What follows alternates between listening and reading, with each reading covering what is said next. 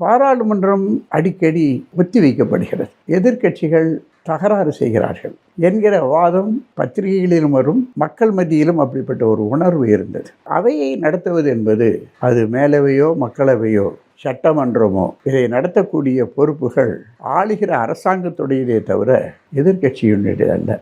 எதிர்க்கட்சியினுடைய ஐயங்களுக்கு, விவாதங்களுக்கு ஆளுங்கட்சி பதில் சொல்லவில்லை என்று சொன்னால் அந்த அவையிலே ஒத்திவைப்பதற்கான அளவுக்கு ஆர்ப்பாட்டங்கள் நடவதோ அல்லது சத்தம் போடுவது என்பதோ நியாயமானது. அது ஒரு ஜனநாயகத்தினுடைய அமைப்பு. எந்த நாடாளுமன்றமும் அமைதியாக இருப்பதில்லை.